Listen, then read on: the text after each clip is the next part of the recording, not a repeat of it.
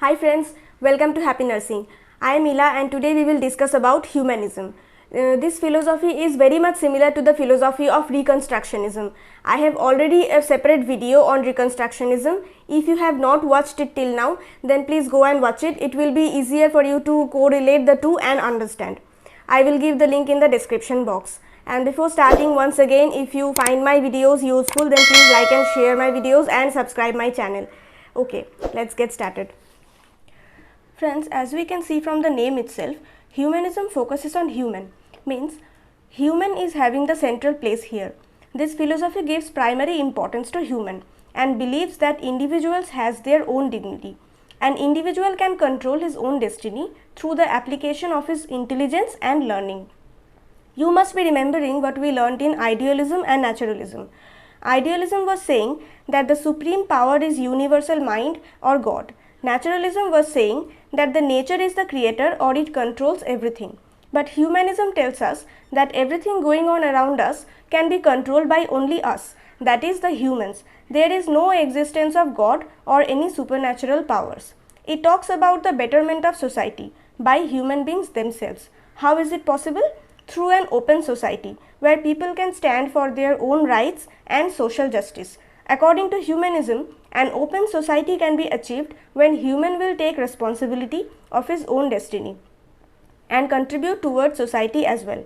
For example, we have several problems in our society like poverty, unemployment, injustice, etc. Humanism says that human beings have to apply what they have learnt to solve these problems. There is no God who will come and save us from this.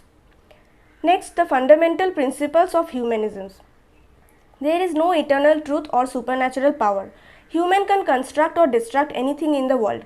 Everything is in his hands. If he works towards the good, society will be a better place to live, otherwise not. For example, what I do depends on my judgment. If I think I will work for improving the literacy rate around me, I can do that in different ways. I can provide teaching myself, I can work collaboratively with a school, I can raise funds for education, etc. And if I think I will do nothing, then I will only sit idly with my life and do nothing. Everything is in mind, means in the human's hands. Next is curiosity. Man should be enough curious to know the world around him. Then only he will be able to work towards achieving his goal. And once he achieves his goal, he can lead a happy life and work for society. For example, if a student doesn't have enough curiosity to know about the problems of real world, then he will only study, pass his exams and may or may not secure a job. He will never know about the problems going on in the world, thus he will never develop any interest towards working on that.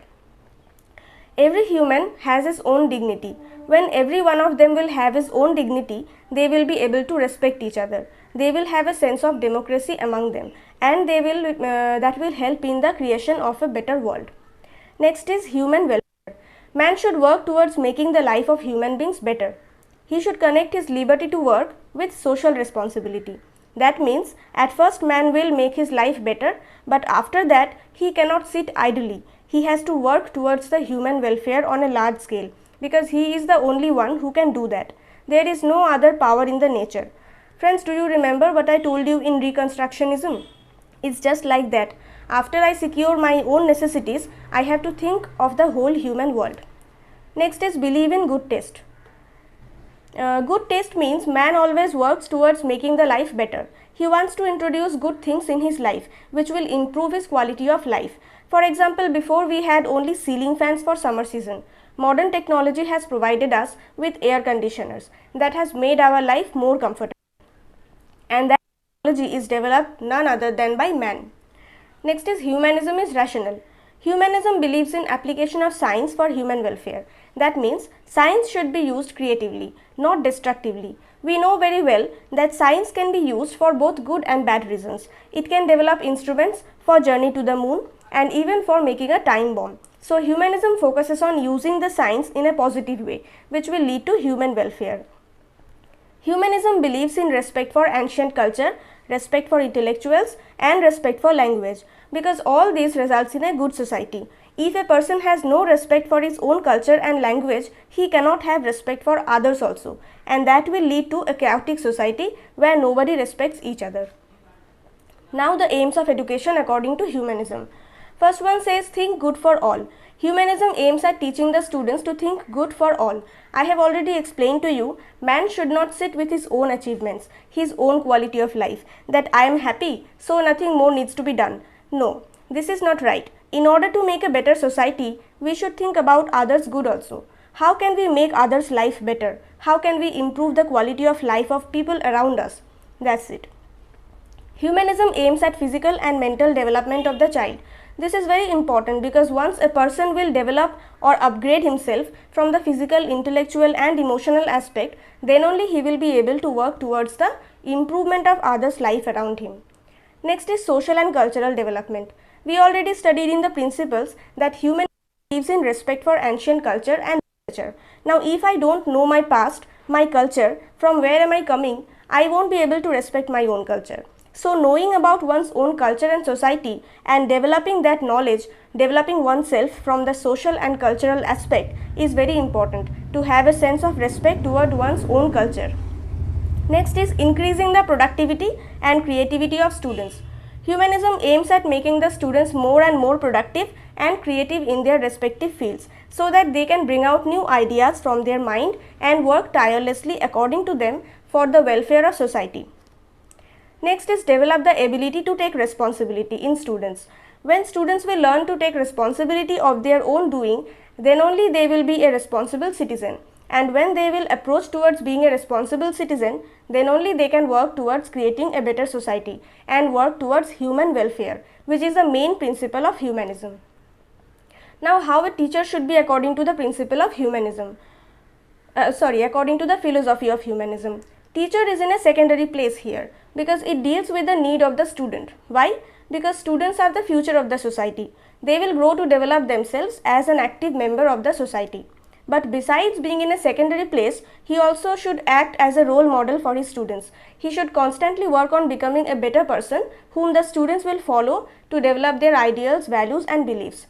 Teacher is expected to be full of knowledge, well read, well trained in humanities and all subjects, so that he can impart the education of humanism to the students.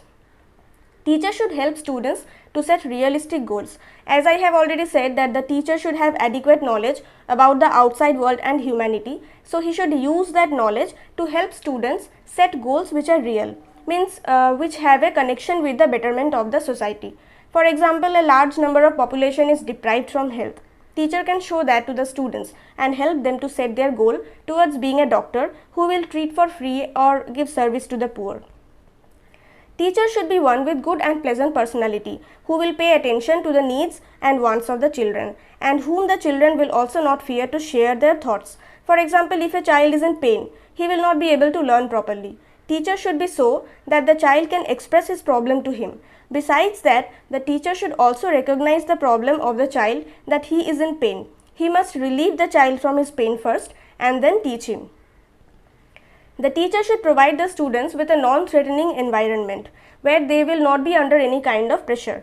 They should be allowed to choose their tasks and activities and learn in a free mind.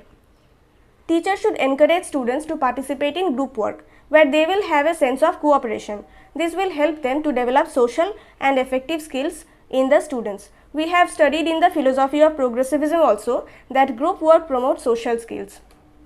Next is the concept of student according to humanism.